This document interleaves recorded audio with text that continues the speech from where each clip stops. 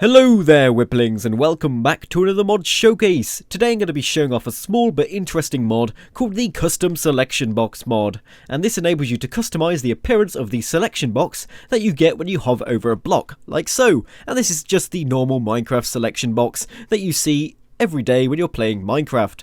But anyway guys, if we could possibly get 500 likes for this mod showcase, that would be great. So yeah, please remember to smash that like button.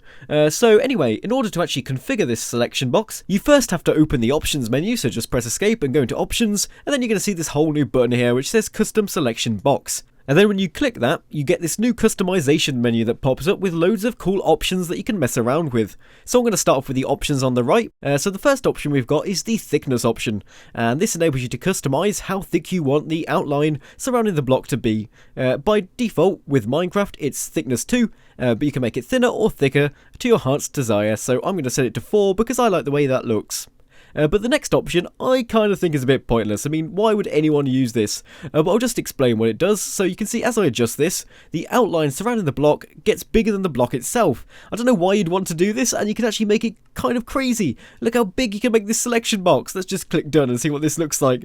So now it's like 10 blocks big, the outline surrounding one block. Why would you ever want to do this? But yeah, it's still kind of crazy and silly to do it and just see what it looks like. But let's just go back into the options now and set that back to 0 where it belongs. Maybe there could be a use for this at like 4 so you can see like outlines from further away, but I like to set it as 0 because that just makes more sense to me. But next up we've got the animation. Now normally in Minecraft when you hover over a block you don't get any block animation, but now you can actually have a blinking animation, and I seem to remember that back in like the InfDev days, in development versions of Minecraft, they actually did have a block selection animation where it'd like fade in and out of alpha when you hovered over a block, and that was kind of cool. So this mod pretty much adds this back into the game, and you can set the alpha.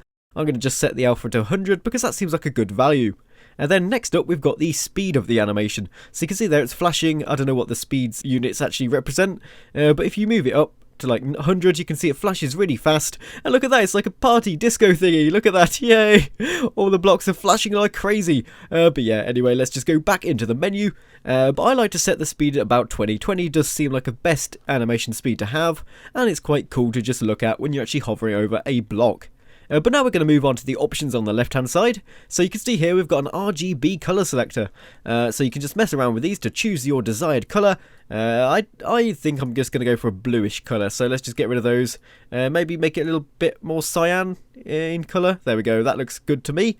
And then you've got this alpha option. Now this alpha option only changes the alpha of the outline of the block. It doesn't change the actual inside alpha, because that's what this option over here does. But anyway, if you actually want to mess around with this option, you can make the border of the block stand out more by increasing its alpha value. So there you go, it's now a little bit darker. But anyway, the last two options we've got is the Disable Depth option and then the Break Animation option. So let's start off with the Disable Depth option, and this one's quite weird but quite cool as well. So what this means is it actually shows the sides of the cube that aren't actually visible to you when you're actually just looking at it normally. So you can see there, we can see the outlines of the rear of the cube.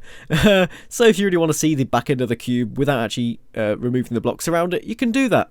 But of course it's only the outline. I don't really see the use of this, but it's still cool to look at, so I'm just going to keep it on. And then finally we've got this break animation option, and there's 3 different animations. We've got shrink, down and alpha. So that's all of the options here. I'm just going to go through these break animations now and show you the difference between them. So let's start off with the shrink animation. So when I actually break this block now, we should probably go into survival for this, so there we go. And then all I need to do is break this block, and look at that. As I break the block, the outline surrounding the block gets smaller and smaller until the block disappears. But now let's change animation again. So we're going to go for the down animation, and the analogy I was going to use for this is like you have like a cup full of water and then you're just pouring the water out, and that's what this animation is like. It's probably a terrible analogy, but yeah, that's what it looks like to me.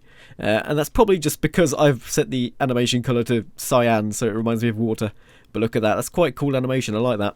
And then finally the last animation we've got is the alpha animation. So what this does is it makes the block fade into a darker colour as you break the block, so you can see it's going darker and darker cyan until the block disappears, which is quite neat, and that's just because it changes the alpha value higher and higher until you destroy the block. So yeah, that's pretty much all the options I need to show you to do with this mod. But you can mess around with this and make some crazy looking selection boxes. You can even make it bright pink or something like that, but please don't do that. Oh no, that'd be awful. But there is one more suggestion I want for this mod, and that is if they can add a rainbow animation option so that the selection box changes colours through the whole of the rainbow. So like going from yellow to red to green to blue. It looks so cool if they could just have an animation option where you can make it like rainbow coloured whenever you hover over a block. That would be neat. But there is actually some other things I need to show you, to be honest.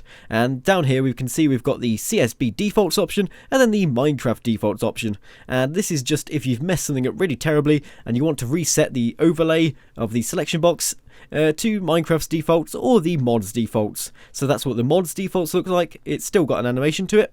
And this is what the Minecraft default looks like, so if you want that, then you can set that back to normal. But yeah, thank you for watching everyone. That pretty much sums up everything in the custom selection box mod. So if you want to mess around with this and create your own crazy looking custom selection boxes, then download this mod and check it out. But if you've enjoyed this mod showcase, please remember to smash that like button, really does help out. And as always, I'll be seeing you next mod showcase.